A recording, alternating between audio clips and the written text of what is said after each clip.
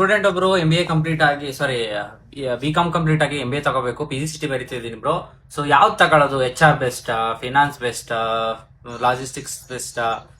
So there is no best thing in education. So best ಅಂತಂದ್ರೆ ನೀವು ಯಾವ ತರ ಅರ್ಥ ಮಾಡ್ಕೋತೀರಾ, ಸೊ ಹೆಂಗೆ ಅದನ್ನ ಅಡಾಪ್ಟ್ ಮಾಡ್ಕೋತೀರಾ. ಫಾರ್ ಎಕ್ಸಾಂಪಲ್ HR ಅಂತ ಬಂತು ಅಂತಂದ್ರೆ ನಿಮ್ಗೆ HR ಕೆಲ್ಸಗಳಿದೆ, ತುಂಬಾ ಕೆಲ್ಸಗಳಿದೆ. ಯಾವ ತರ HR ಅಲ್ಲಿ ರೆಕ್ರೂಟ್ಮೆಂಟ್ ಅಂತ ಇರುತ್ತೆ, telecaller. So recruitment is nothing but telecaller. So telecaller ತರ ಇರುತ್ತೆ.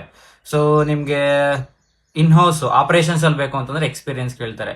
ಸೊ ಎಕ್ಸ್ಪೀರಿಯನ್ಸ್ ಬೇಕು ಅಂತಂದ್ರೆ you need to work at least 6 months for 15,000. ಅದು ನಿಮ್ ಕೈಲಿ ಆಗಲ್ಲ. 15,000 ರೂಪಾಯಿಗೆ ನೀವು ಒಂದು 6 ತಿಂಗಳು ಕೆಲಸ ಮಾಡಲ್ಲ. ಸೊ ಎಕ್ಸ್ಪೀರಿಯನ್ಸ್ ಇಲ್ಲ ಅಂತಂದ್ರೆ ನಿಮ್ಗೆ ಕೆಲಸ ಕೊಡಲ್ಲ. ಸೊ ಅದೊಂದು ಬ್ಯಾಕೆಟ್.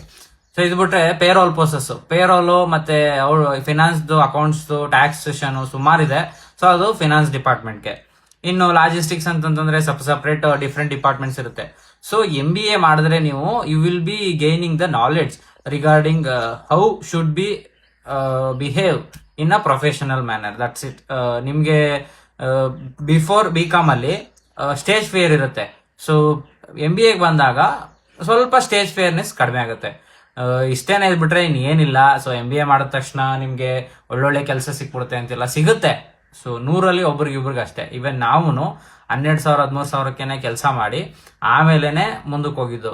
ದಟ್ ನಮ್ಗೆ ಕಮಿಟ್ಮೆಂಟ್ಸ್ ಗಳು ಸೂಟ್ ಆಗ್ಲಿಲ್ಲ ಅಂತ ಹೇಳಿ ಅದ್ರ ಜೊತೆ ಕಂಟೆಂಟ್ ಕ್ರಿಯೇಷನ್ ಮತ್ತೊಂದು ಮಗದೊಂದು ಅಂತ ಹೇಳಿ ಸ್ಟಾರ್ಟ್ ಮಾಡಿದ್ದು. So always remember one thing, don't depend on one income. So you need at least to work on two sources. So if in case ನಿಮ್ ಕಂಪ್ನಿಯವರು ನಿನ್ನ ಯಾವಾಗ್ಲೇ ತೆಗೆದ್ರು ನಾನು ಬದುಕ್ತೀನಿ ಅನ್ನೋ ಛಲ ಇರಬೇಕು ಅಂತಂದ್ರೆ you need to start your own business in now itself. So ಯಾವ್ದಾದ್ರು ಸರಿ, ಅದಿಲ್ಲ ಅಂತಂದ್ರೆ ಇದು ಬದುಕ್ತೀನಿ ಅನ್ನೋ ತರ ಏನಾದ್ರೂ ಅಚೀವ್ ಮಾಡಿ. ಪೀಸ್.